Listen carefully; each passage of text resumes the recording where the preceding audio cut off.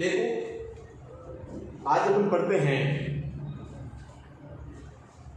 Last class में जो पढ़ा था विद्युत क्षेत्र की तीव्रता, उस विद्युत क्षेत्र की तीव्रता पर आधारित कुछ क्वेश्चन है हमारे बिंदु आवेश। तो बिंदु आवेश के कारण विद्युत क्षेत्र की तीव्रता का फॉर्मूला आपने पढ़ा था Q/R।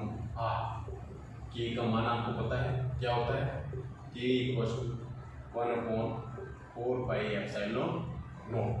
ठीक है, तो यदि आपके पास कुछ क्वेश्चन पूछ लिया जाए, कहते कि यदि क्वेश्चन नंबर 5, यदि 10 कूलम आवेश से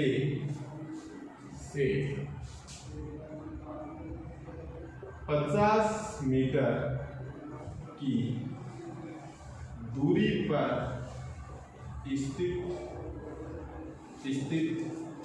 बिंदु P दूरी पर स्थित बिंदु P पर विद्युत क्षेत्र की तीव्रता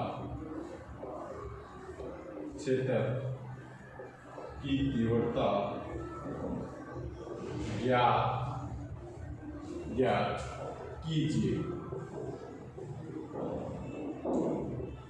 उस समय क्या करो, तो ऐसे क्वेश्चन को सोल्व करने के लिए क्वेश्चन में क्या दिया गया है, Q 10 R का मान दे दिया, सीधा मीटर में, सेंटीमीटर में दिया हुआ होता है तो मीटर में कन्वर्ट कर लो। अब विद्युत क्षेत्र की तीव्रता ज्ञात करनी है। विद्युत क्षेत्र की तीव्रता का फॉर्मूला आप जानते हो तो आप लिख सकते हो V नो डैश, क्या हो जाएगा आपके पास E = KQ/R। Q और R का मान है आपके पास, क्या हो जाएगा, K का मान भी आपको पता है, ये हो गया आपके पास 10, R आपके पास हो गया 50। ठीक है, तो E का मान हो गया KY5, K इसका आपके पास में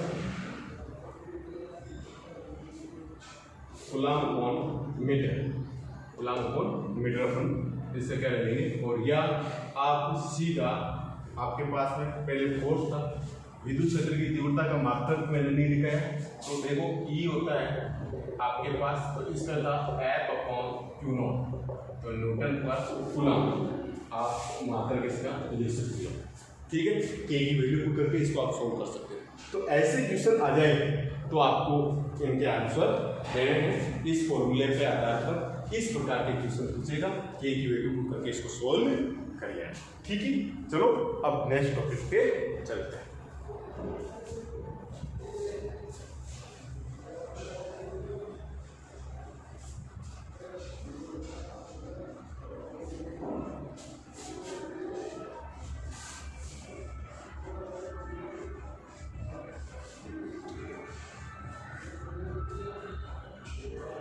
अगला आपके पास टॉपिक है विद्युत क्षेत्र रेखाएं।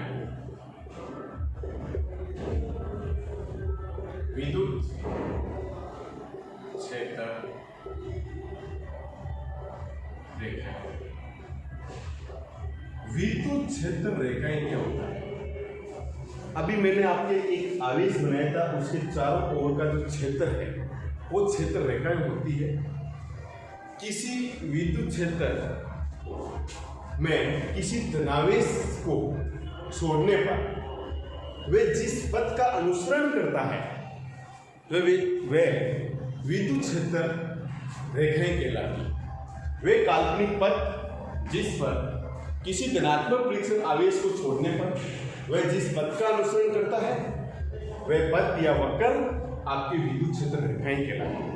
ठीक है, क्या लिखोगे, वे काल्पनिक वक्र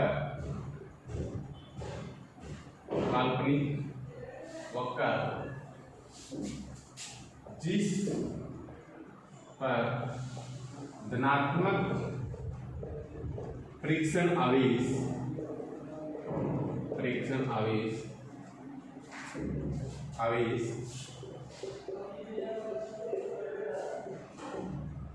वे काल्पनिक वक्र जिस पर धनात्मक परीक्षण आवेश घमन या अनुसरण करता है भ्रमण करता है।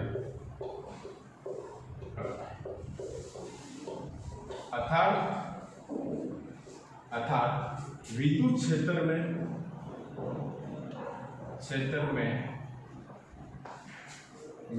किसी धनात्मक आवेश को धनात्मक फ्रिक्शन आवेश हो या आवेश, दोनों कोई सा भी हो सकता है, क्योंकि फ्रिक्शन आवेश भी तो आवेश ही होता है। किसी धनात्मक आवेश को मुक्त छोड़ने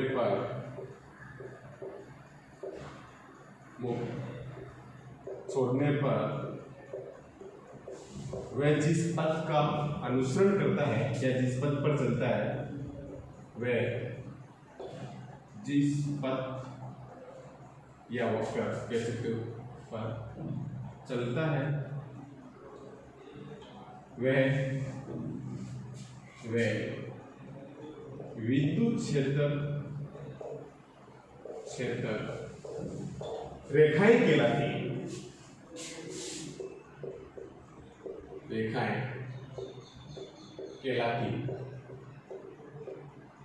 ठीक है। विद्युत क्षेत्र रेखाएं धनात्मक, किसी भी विद्युत क्षेत्र में किसी धनात्मक आवेश को छोड़ने पर वह जिस पथ का अनुसरण करता है, वह विद्युत क्षेत्र रेखाएं कहलाती हैं। अब आपके पास में आपने देखा था कि जो धनात्मक आवेश है, धनात्मक आवेश से विद्युत क्षेत्र रेखाएं बाहर की ओर निकलती,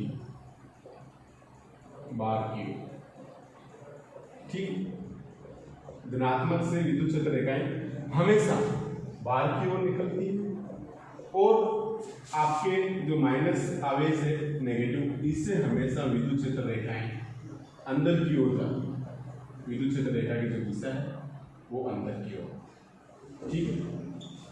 तो ये जो विद्युत क्षेत्र रेखाएं हैं, किसी आवेश के चारों ओर का जो क्षेत्र है वो ये विद्युत क्षेत्र है, उसकी जो रेखाएं हैं ये, ठीक है। अब कुछ आवेश की विद्युत क्षेत्र रेखाएं हैं, इसे कुछ गुणधर्म हैं, कुछ पॉइंट्स हैं महत्वपूर्ण, उनके बारे में डिस्कस करना, ठीक है। चलो इसका नोट कर लो।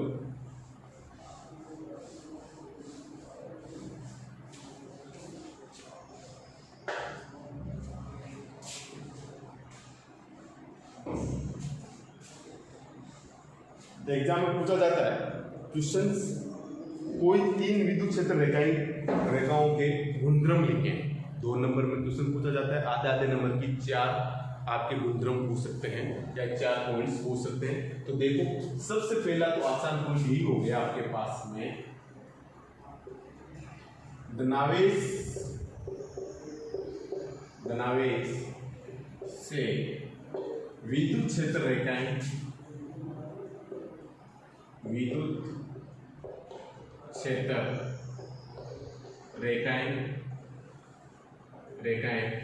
हमेशा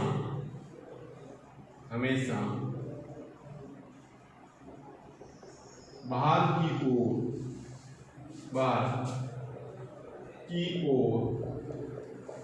निकलती,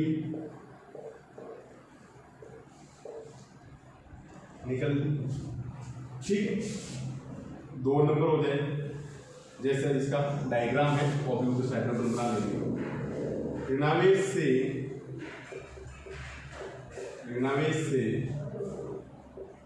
विद्युत क्षेत्र रेखाएं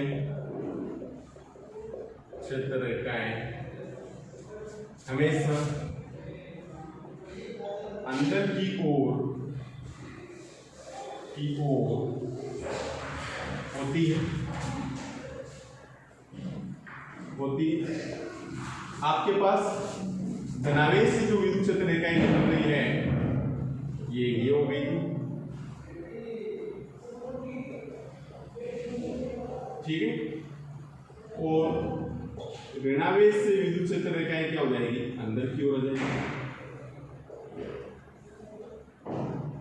विद्युत क्षेत्र रेखाएं अंदर, ठीक है। विद्युत क्षेत्र रेखाएं परस्पर एक दूसरे को कभी नहीं काटती। विद्युत क्षेत्र रेखाएं परस्पर एक दूसरे को कभी नहीं काटती, क्योंकि विद्युत क्षेत्र रेखा एक सदिश राशि है। अगर ये काटेगी तो कर्तान बिंदु पर 2 बिंदु होंगे और दोनों की दिशाएं अलग अलग होगी, जो कि संभव नहीं है। तो ठीक है, अगला आप लिख सकते हो विद्युत क्षेत्र रेखाएं, क्षेत्र रेखाएं कभी भी एक दूसरे को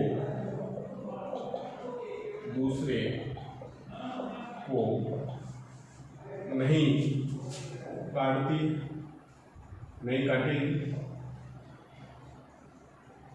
ठीक है, नहीं काटेगी, क्योंकि कटान बिंदु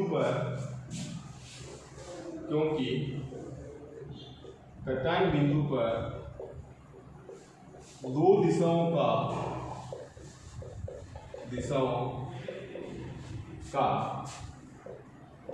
संभव नहीं, ठीक है, कटान बिंदु पर दो दिशाओं का संभव नहीं है, इसलिए वो नहीं काटेगी। अब आपके पास में अगला जो पॉइंट क्या रहेगा, देखो इसको नोट कर लो, फिर मैं अगले वाले बताऊं आपको।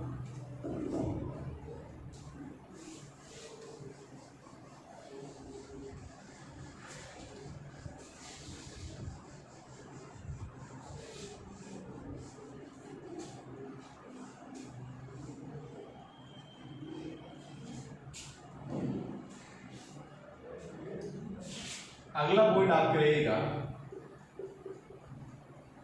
पास स्थित विद्युत क्षेत्र रेखाएं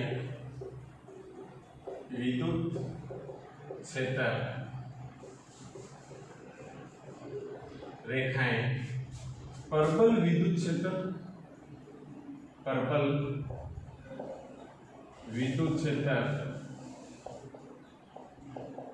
क्षेत्र बनाती है, ठीक है। चौथा हो जाएगा आपके पास दूर स्थित विद्युत क्षेत्र रेखाएं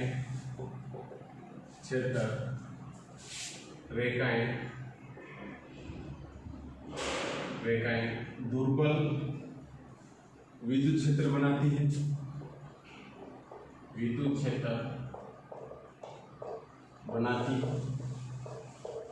ठीक है। ऐसे इसके 3-4 पॉइंट और हैं तो मैं नोट्स डालूंगा, तो उस नोट्स के अंदर सारा जाएगा, ठीक है। तो ये मोस्ट जो थे मेरे को इजी होते हैं, जो आपके लगभग याद रहते हैं। 2-4 पॉइंट और इससे मेरे माइंड मान नहीं रहे याद, तो अभी यहाँ लिख देता, पहुँचाने की आएंगे मेरे वापस, तो आपके पास में नोट्स में अवेलेबल हो जाएंगे। अब चलो नेक्स्ट में डिस्कस करते हैं। विद्युत क्षेत्र रेखाएं हो गई, अब होता है द्विध्रुव। क्या होता है द्विध्रुव?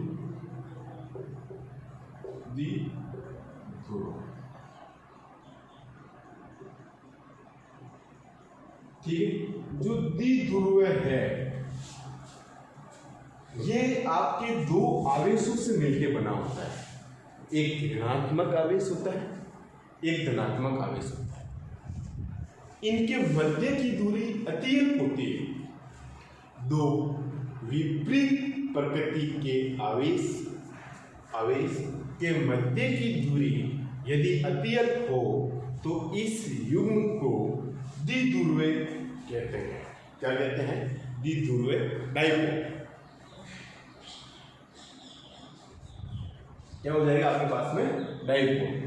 कि आपके पास कोई भी दो विपरीत प्रकृति के आवेश तथा उनके मध्य की दूरी अत्यल्प हो, वो क्या कहलाएगा आपके पास में? द्विध्रुव। देखो, दो विपरीत प्रकृति के आवेशों के मध्य की दूरी यदि अत्यल्प हो,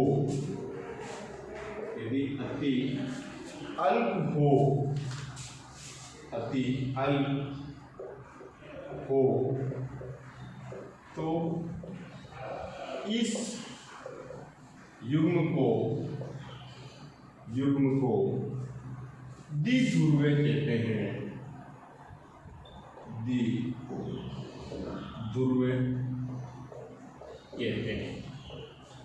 जैसे आपके पास हो गया HCl, एक धनावेश इसके मध्य की दूरी बहुत ही कम होती है, H2O, ठीक है, NaCl, KCl, etc, ये सारे आपके डाइपोल हैं, द्विध्रुव हैं, ठीक है। इनके कारण भी अगर अपन विद्युत क्षेत्र की तीव्रता ज्ञात करेंगे, इसलिए अपन ने इसको बताया। अब ये तो था द्विध्रुव, अगला पढ़ेंगे द्विध्रुव आघूर्ण, तो इसको नोट करें, फिर अगली हेडिंग लगाओ।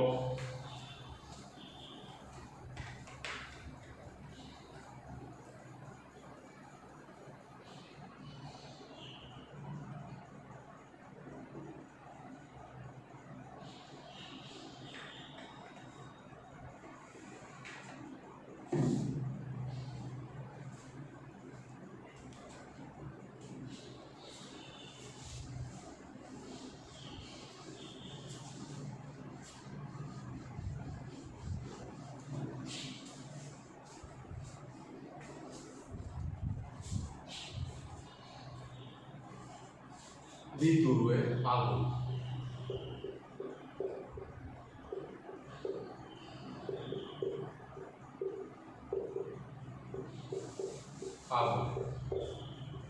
ये क्या हो जाएगा, द्विध्रुव में से होगा किसी एक आवेश का परिमाण तथा दोनों आवेशों के मध्य की दूरी के गुणनफल को द्विध्रुव आघूर्ण कहते हैं।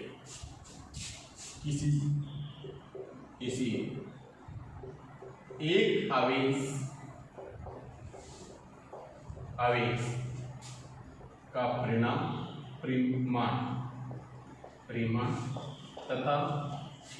तथा उनके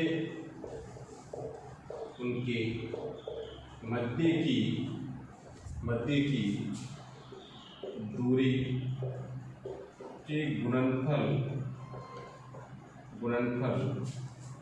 को द्विध्रुव आघूर्ण कहते हैं, ठीक है। अब क्या फॉर्मूला हो गया, इसे P से व्यक्त करते हैं, ठीक है। क्या हो जाएगा आपके पास, P इक्वल टू, ये एक सदिश राशि है, ये लिखिए, ये एक सदिश राशि है,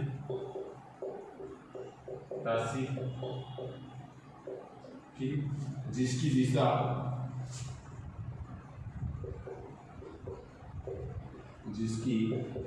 दिशा ऋणावेश से धनावेश की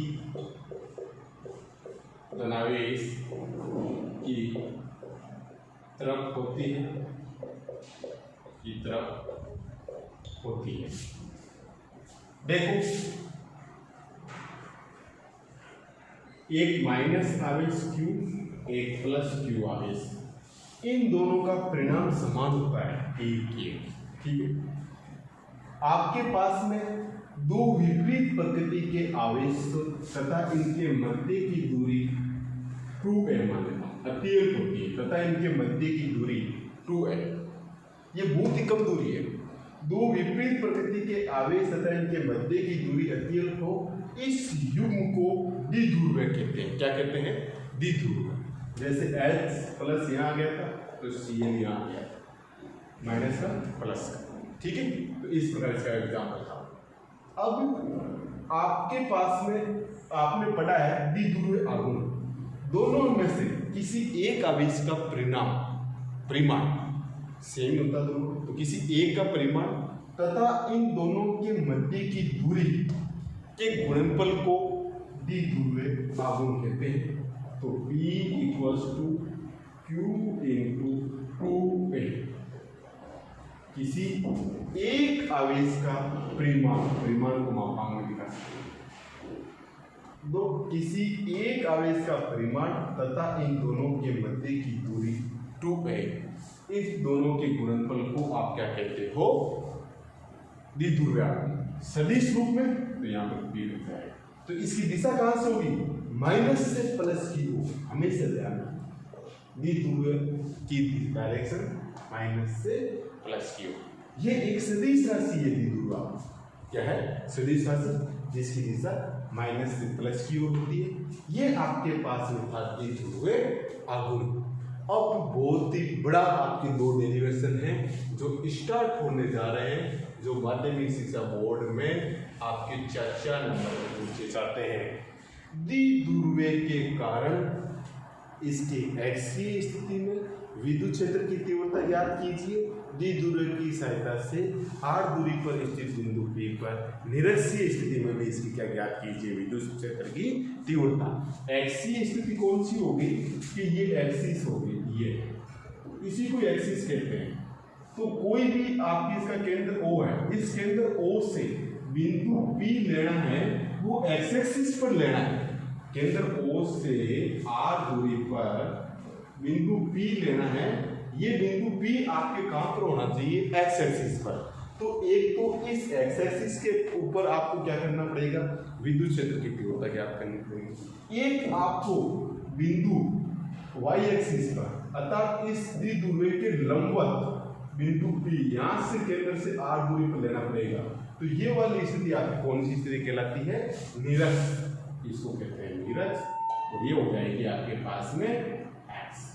तो एक्सीय स्थिति और निरक्षीय स्थिति पर दो बड़े बड़े डेरिवेशन हैं, इन दोनों को अपन सोल्व करेंगे। आई होप आपको समझ में आ, ठीक है। ओके बाय, मिलते हैं नेक्स्ट क्लास, ठीक है।